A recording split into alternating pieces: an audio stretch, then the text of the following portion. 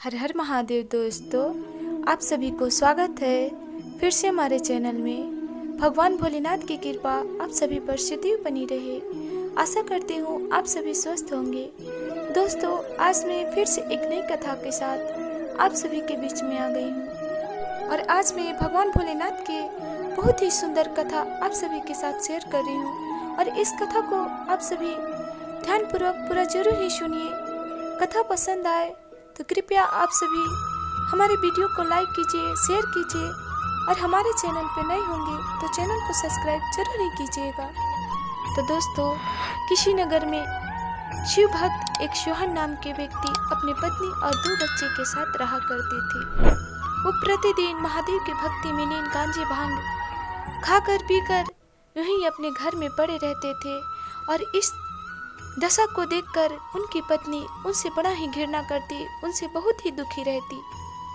कहती थी प्रतिदिन आप तो यूं ही भोलेनाथ की भक्ति में लीन गांजे भांग खाकर प्रतिदिन घर में यूं ही पड़े रहते हैं। आपको तो जरा सा भी फिक्र नहीं है कि हमारे परिवार में छोटे छोटे बच्चे भी हैं जो ज़्यादा देर तक भूख और प्यास के मारे नहीं रह सकते हैं, लेकिन आपको यह सारी बातों की चिंता ही कहाँ है। आप तो प्रतिदिन केवल भोलेनाथ की भक्ति में ही लीन रहते हैं और हम घर के सारा काम करते हैं और अपने बच्चे को पालन पोषण करने के लिए बाहर काम करने भी जाते हैं और जो कुछ हमें कमाई भी होती है उसे भी मांग कर आप उससे गांजा भांग पी लेते हैं। अब हमसे ये सारी बातें बर्दाश्त नहीं हो रही है कि अब हम आपको खाने को नहीं देंगे। आपको रहने या नहीं रहने से हमें क्या फ़र्क पड़ता है, जबकि सारा कार्य हमें को ही खुद करने पड़ता है। नहीं तो आप बाहर कुछ काम करने जाते हैं, ना बच्चे को भी संभालते हैं, सारा कार्य को हम ही को अकेले संभालने पड़ता है। प्रतिदिन अपने पति को यूं ही करते रहती थी और सोहन जो थे प्रतिदिन जब उनकी पत्नी कुछ काम कर कर पैसे लाती तो उनसे यूं जबरदस्ती मांग कर और गांजे भांग खाकर पीकर अपने घर में यूं ही पड़े रहते थे। उन्हें किसी भी चीज़ का कोई चिंता नहीं थी, केवल भोलेनाथ की भक्ति में हर हर महादेव का गुणगान करते हुए यूं ही अपने घर में प्रतिदिन पड़े ही रहते थे। एक दिन का बात हुआ कि पत्नी के अपने पति की इस दशा को देखकर सहन नहीं कर पाई और अपने पति को जब उनसे वो खाना मांगने लगे सोहन अपनी पत्नी से, तो उनकी पत्नी उन्हें बहुत ही जोर से आवाज़ लगाकर बोलने लगी, उन पर गुस्सा होने लगी, आग बबूला हो गई, कहने लगी अब हमसे आपकी इस दशा को देख बर्दाश्त नहीं हो रहा है, कब आप इस घर से बाहर निकल जाइए, नहीं तो मैं ही चली जाऊंगी। आप कैसे रहिएगा, कैसे नहीं रहेगा। अब हमसे ये सारे कार्य को नहीं किया जा रहा है कि आपके रहने या नहीं रहने से हमें कोई फर्क नहीं पड़ता है, आप हमारे घर से निकल जाइए। उन्हें खाना नहीं देती है और अपने पति को घर से बाहर निकाल देती है। सोहन जो थे जब उनकी पत्नी खाने को नहीं दी तो अपने घर से निकलकर जाने लगे। जाते जाते रास्ते में कुछ दूर एक शिव मंदिर मिला, वहाँ पर पूजा पाठ भोलेनाथ का बहुत ही जोरों से चल रही थी। उन्हें भूख भी बहुत जोरों से लगी थी। सोचे पूजा पाठ हो रहा है, पूजा पाठ खत्म होने के बाद कुछ प्रसाद मिल जाएगा जिसे खाकर हम अपना भूख को मिटा सकते हैं। वो मंदिर में प्रवेश कर गए। पूजा अर्चना भोलेनाथ का चल रहा था। पूजा अर्चना खत्म हुई, सभी को प्रसाद मिले, उन्हें भी प्रसाद मिला। खाकर वो बहुत ही भोलेनाथ का दुहाई दिए आनंदमय हो गए और वहीं मंदिर पर यूं ही बैठे रह गए। तभी पुजारी देख उन्हें कहते हैं कि अरे भक्त, तुम्हें क्या हुआ? सभी भक्त लोग तो भोलेनाथ के मंदिर से चले गए, परंतु तुम्हें ऐसा क्या हुआ कि तुम अभी भी यूं ही पड़े हुए हो? तुम्हें तो प्रसाद मिला ना। तभी सोहन साधु बाबा से कहने लगते हैं, पुजारी जो थे, कि पंडित जी, हम तो प्रसाद खाकर अपना भूख मिटा लिए, परंतु अभी तक के लिए और हम आगे दिन के लिए सोच रहे हैं कि और आगे दिन हम क्या खाएंगे और कैसे रहेंगे। तभी पुजारी जी कहते हैं, ऐसी बात है, ठीक है, तुम इस मंदिर में रह सकते हो, लेकिन उसके बदले तुम्हें प्रतिदिन 2 घंटा भगवान भोलेनाथ का पूजा अर्चना करने पड़ेगा। सुबह शाम, सुबह 1 घंटा और शाम को 1 घंटा। तभी सोहन कहता है अपने मन में सोचकर कि अगर मैं यहाँ से चला भी जाऊँ, अपने घर तो हमारी पत्नी तो घर से निकाल दी है, वो वापस अपने घर में रखेगी नहीं, और मैं कोई काम भी तो नहीं कर सकता हूँ क्योंकि हमसे बनता ही नहीं है। और इस मंदिर में रहा केवल 2 घंटा ही ना भोलेनाथ का भक्ति करना है, उससे तो हमें 3 टाइम का भोजन भी मिलेगा और अच्छा से हम रह भी सकते हैं। अब भक्ति भी अपने भोलेनाथ की बहुत ही कुशलतापूर्वक कर भी सकते हैं। अपने मन में सोचते हुए सोहन कहते हैं पंडित जी से कि हाँ पंडित जी, आपकी शर्तें हमें बिल्कुल मंजूर है। ठीक है, मैं रहूँगा और हमें 2 घंटे की आराधना भी करना मंजूर है। तभी पंडित जी कहते हैं ठीक है, अब तो पूजा समाप्त हो गई कि चलो अब हमारे साथ हमारी कुटिया में। सोहन जो थे पंडित जी के साथ गए कुटिया में, सारा दिन रहे, शाम हुआ, फिर शाम को आए। सारे लोग 1 घंटा भगवान भोलेनाथ का ध्यान किए, पूजा आरती हुई, प्रसाद मिला, खाए पिए, लोग भोजन भी ग्रहण किए। और फिर अगली सुबह सोहन जल्द ही उठकर मंदिर की साफ सफाई कर भगवान भोलेनाथ के 1 घंटा उनके ध्यान में लीन रहा और पूजा आरती हुई। फिर उसे प्रसाद मिला, प्रसाद खाने के बाद भोजन भी ग्रहण किया। यूं ही समय उसका बीतने लगा। प्रतिदिन निरंतर यूं ही 2 घंटे भगवान भोलेनाथ के मंदिर को सफाई करके उनके भक्ति में लीन रहता और फिर उनके बाद उसे खाने पीने को कुछ मिलता। ऐसे निरंतर करते करते कुछ दिन, कुछ महीने बीत जाते हैं और एक दिन शिवरात्रि का दिन आ जाता है। उस दिन सोहन उठकर सुबह मंदिर की साफ सफाई करने के बाद स्नान ध्यान करके भगवान भोलेनाथ का 1 घंटा भक्ति भी कर लेता है। उसके बाद पूजा आरती होती है और उसे प्रसाद मिलती है। तभी पंडित जी कहते हैं सोहन से कि तुम्हें आज भोजन ग्रहण करने को नहीं मिलेगा, क्योंकि आज शिवरात्रि है और शिवरात्रि के दिन शिव भक्त जितने भी लोग हैं वो सभी भोलेनाथ का आज पूजा अर्चना बहुत ही धूमधाम से करते हैं और सारा दिन सारा रात उपवास करते हैं केवल भोलेनाथ का प्रसाद ग्रहण करके। तभी सोहन अपने मन में सोचने लगता है कि मैं तो कितनी मुश्किलों के बाद भोलेनाथ की 1 घंटा भूखे रहकर भक्ति करता हूँ, और आज तो पंडित जी बोल रहे कि सारा दिन तुम्हें केवल प्रसाद खाकर ही रहने पड़ेगा, कि तुम्हें आज भोजन नहीं मिलेगा। बड़ा ही चिंतित हो जाता है और चिंतित के साथ वो पंडित जी से कहने लगता है कि आखिर ऐसा क्यों पंडित जी, क्या सभी लोग को भूखे रहना जरूरी ही है? तभी साधु जी कहते हैं कि हाँ, हम सभी तो भोलेनाथ के परम ही भक्त हैं और मंदिर का इस देखभाल करते हैं, हमें तो और भी भूखे रहना चाहिए क्योंकि आज तुम्हें इसीलिए खाने को नहीं मिलेगा। तभी सोहन पंडित जी से आग्रह करने लगता है कि नहीं बाबा, हमें तो भूखे नहीं रहा जाएगा, क्योंकि हम तो ठहरे गांजा भांग खाकर यूं ही पड़े रहने वाले, हमसे तो 1 घंटा भी बर्दाश्त नहीं होता है। बहुत मुश्किलों के साथ हम भोलेनाथ की 1 घंटा भक्ति करते हैं और आप तो आज हमें सारा दिन सारा रात भूखे रहने के कह रहे हैं कि हमसे तो बर्दाश्त नहीं होगा, हमसे नहीं रहा जाएगा। तभी पंडित जी कहते हैं कि ठीक है, यदि ऐसी बात है तो हम तुम्हें मना नहीं करेंगे, लेकिन इस आश्रम में मंदिर के पास तो भोजन आज के दिन तो नहीं बनेगा। यदि तुम्हें खाना ही है तो जाओ, भोजन बनाने का सामग्री ले लो और गंगा जी के किनारे तुम चले जाओ, वहीं पर अपने भोजन तैयार करके खा लेना। और खाने से पहले भगवान भोलेनाथ का वाहन करना, उन्हें वाहन करने के बाद भोग लगाना उन्हें, तभी अपने भोजन को ग्रहण करना तुम।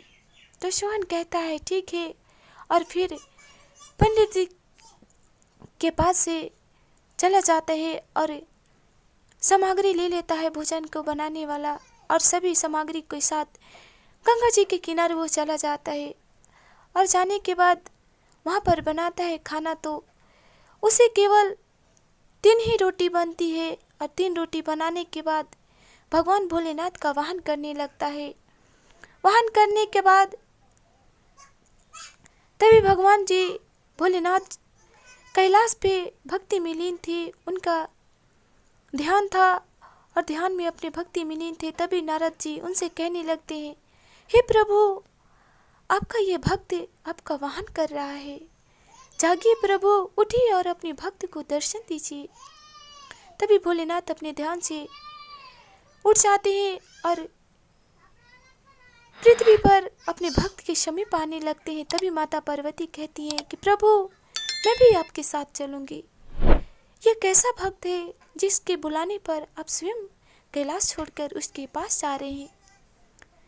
तो कहते हैं प्रभु कि ठीक है देवी, आप भी हमारे साथ चलिए। और माता पार्वती और भगवान भोलेनाथ दोनों पृथ्वी पर गंगा जी के किनारे सोहन के सामने प्रकट हो जाते हैं।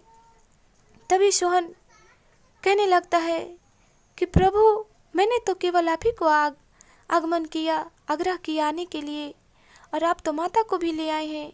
हमारे पास तो केवल 3 ही रोटी हैं, आप दोनों एक ही रोटी खाइएगा और एक रोटी हमें भी खाने के लिए छोड़ दीजिएगा। कि बैठिए और लीजिए खाने को। भगवान भोलेनाथ को और माता पार्वती को दोनों को एक रोटी देता है खाने के लिए।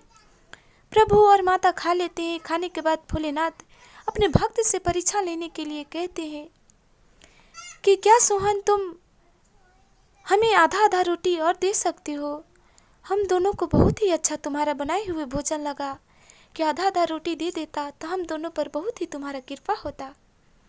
तभी सोहन कहने लगता है, नहीं प्रभु, हम बहुत भूखे हैं, हमें आज खाने को भी नहीं आश्रम में मिलेगा कि आप दोनों एक ही रोटी केवल खाकर यूं ही रह जाइए, अब हम नहीं दे सकते। तभी प्रभु अपने भक्त की भक्ति को देखकर बड़ा ही खुश हो जाती है, कहते हैं ठीक है, और दोनों एक रोटी खाकर फिर वापस कैलाश चले जाते हैं। सोहन खाकर फिर आश्रम में आता है, पंडित जी से कहता है कि पंडित जी, हम गंगा जी के किनारे गए, भोजन बनाए। भोजन बनाने के बाद भोलेनाथ का वाहन किए, भोलेनाथ आए, माता पार्वती आए, दोनों ने हमारी एक रोटी दोनों खाए और बहुत ही कृपा के साथ एक रोटी छोड़ दिए, उसे खाए और हमें पेट नहीं भरा, हमें बहुत ही भूख है, हमें बहुत भूख लग रही है जोर से।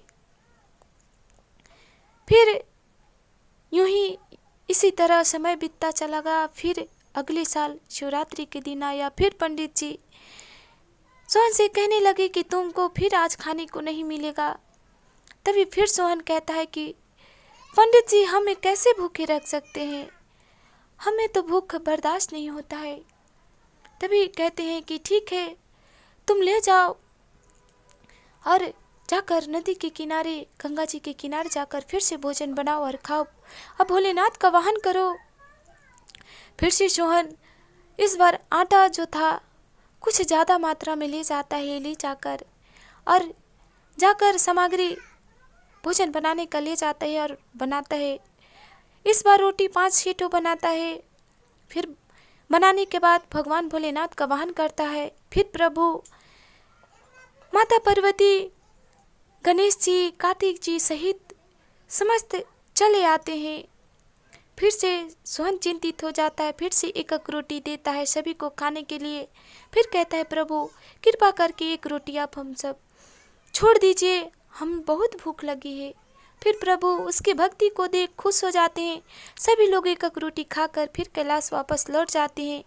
फिर सोहन आता है, फिर पंडित जी से कहता है कि पुजारी जी, आज भी हम भूखे रह गए अगले शिवरात्रि की तरह। आज भी जब हम भोलेनाथ को वाहन किए तो आज प्रभु माता पार्वती और गणेश जी और कार्तिक जी के सहित आए थे, और आज फिर से कितनी मुश्किलों के बाद एक रोटी छोड़ी, उसे खाकर हमारा पेट नहीं भरा, आज फिर से हम भूखे रह गए। फिर से अगला शिवरात्रि आया। फिर से यूं ही पंडित जी कहने लगे सोहन से। फिर सोहन कहने लगा कि इस बार तो हम कुछ ज़्यादा ही मात्रा में भोजन का सामग्री ले जाएंगे, और पंडित जी से आज्ञा लेकर भोजन का सामग्री जो था कुछ ज़्यादा ही ले जाता है और ले जाकर नदी के किनारे बैठ जाता है और पहले भोलेनाथ का वाहन करने लगता है। अपने मन में कहता है कि जब हम बुलाते हैं तो प्रभु अकेले ना आकर कोई के ना कोई के साथ में अपने ले आते हैं और हमें आधे पेट ही खाने पड़ता है। इस बार हम बनाएंगे नहीं, इस बार प्रभु स्वयं आएंगे और स्वयं भोजन बनाएंगे और हमें खिलाएंगे। तभी सोहन भोलेनाथ का वाहन करने लगता है। वाहन करने के बाद समस्त देवता देवी सोहन के समीप प्रकट हो जाते हैं, सभी लोग आ जाते हैं। तभी भोलेनाथ कहते हैं सोहन से कि सोहन लाओ भोजन हम सभी को दो ग्रहण करने के लिए, कि कहाँ है भोजन। तभी सोहन कहता है प्रभु से, प्रभु जब हम आपको बुलाते हैं तब आप न किसी को ना किसी को तो 2-4 को साथ में लेकर ही आते हैं, इसीलिए इस बार हम भोजन नहीं बनाए हैं, आप स्वयं भोजन बनाइए और हमें खिलाइए, क्योंकि हमसे तो इतना सारा भोजन नहीं बन पाएगा। तभी भोलेनाथ अपने भक्त को इस भक्ति को देखकर बड़ा ही प्रसन्न हो जाते हैं और समस्त देवी देवताओं मिलकर भोजन को तैयार करने लगते हैं। माता पार्वती आटा को गूंदने लगती है और भगवान भोलेनाथ अच्छे अच्छे पकवान बनाने लगते हैं और सभी लोग बनाते हैं और अच्छे से सभी लोग बहुत ही पेट भर भर के खाते हैं। और इधर जो पुजारी थे वो तो उनका मन में ख्याल चल रही थी कि हर एक शिवरात्रि में जाता है और हमसे झूठ बोलकर ढेर सारा भोजन का सामग्री ले जाता है और कहता है कि भोलेनाथ आए थे, माता पार्वती आए थे, गणेश जी आए थे और कार्तिक जी आए थे और सभी लोग खा लिए, आज हमें एक ही रोटी खाए और भूखे ही रह गए, हमारा पेट नहीं भरा है। कि चलो तो आज हम देखते हैं ये झूठ बोलता है कि हमसे सही बोलता है। छुप के पंडित जी जो थे वो गंगा जी के किनारे देख रहे थे। उन्हें कुछ नहीं नजर आता है, केवल सोहन ही नजर आता है। सभी लोग मिल बहर के इधर भोजन ग्रहण कर लेते हैं। ग्रहण करने के बाद जब सोहन वहीं पर बैठा था तभी पुजारी जी पहुंचते हैं और कहने लगते हैं सोहन से, सोहन तुम तो हर एक शिवरात्रि के कहते हो कि भोलेनाथ आते हैं और भोजन ग्रहण करते हैं और तुम भूखी रह जाते हो। कहाँ प्रभु है, कहाँ माता पार्वती है? तुम हमसे झूठ बोलते हो और ज़्यादा खाने के लिए आश्रम से ज़्यादा सामान को ले आते हो और स्वयं ही खा जाते हो और प्रभु का हमारा तुम झूठ कर बहाना करते हो। तभी सोहन कहता है पुजारी से कि नहीं पंडित जी, देखिए यहाँ पर प्रभु है, माता पार्वती है, देवलोक के समस्त देवी देवताओं हैं और आपको नजर नहीं आ रहे हैं। तो नहीं, तुम झूठ बोल रहे हो, यहाँ पर कोई नहीं है। तभी प्रभु सोहन से कहते हैं कि सोहन तुम इसी उम्र में ज़्यादा भक्ति ना कर गए, क्योंकि तुम्हारे मन में श्रद्धा है, विश्वास है, तुम्हारा मन साफ है, इसी कारण तुम देख पा रहे हो। और तुम्हारे जो ये पुजारी हैं इनका मन साफ नहीं है, ये सारा दिन हमारा ही भक्ति करते हैं, भक्ति में लीन रहते हैं, अपना उम्र आधी बिता दिए हैं, लेकिन इनका मन साफ नहीं है, जिसके कारण हम सभी देवता देवी इन्हें नज़र नहीं आ रहे हैं, इसीलिए तुम्हें ऐसी बातें कर रहे हैं तुमसे ये। तभी सोहन कहता है प्रभु से, हे प्रभु यदि ऐसी बात है तो आप इतना सा हम पर कृपा कीजिए कि आप हमारे गुरु को दर्शन भी दे दीजिए, क्योंकि वो सारी उम्र आपकी ही सेवा केवल किए हैं, आपके ही तन मन से भक्ति की है। प्रभु उनकी गलतियों को क्षमा कीजिए और उन्हें दर्शन दीजिए प्रभु। तभी भोलेनाथ कहते हैं तुम्हारे कहे अनुसार मैं तुम्हारे स्वामी को दर्शन देता हूँ। और समस्त देवी देवताओं सहित भोलेनाथ पंडित जी को भी दर्शन देते हैं और दर्शन के मात्र पाने से पंडित जी का जीवन धन्य हो जाता है। उनके शरण में गिरकर उनसे क्षमा मांगने लगते हैं, कहने लगते हैं कि हे प्रभु हमसे बहुत ही बड़ी भूल हो गई, हम तो प्रतिदिन निरंतर यूं ही आपका ही भक्ति किए, लेकिन केवल भक्ति करने से नहीं होता है, मन का भी शुद्धता अति आवश्यक है। प्रभु हमारी गलतियों को क्षमा कीजिए। तभी भोलेनाथ समस्त देवी देवताओं सहित ब्राह्मण की जो गलतियों थी उन्हें क्षमा करते हैं और उन्हें दर्शन देते हैं। और प्रभु के दर्शन मात्र से उस पंडित जी के और सोहन के जीवन धन्य हो जाता है और फिर अच्छे से रहने लगते हैं लोग और समस्त देवी देवता फिर अपने अपने देवलोक में चले जाते हैं।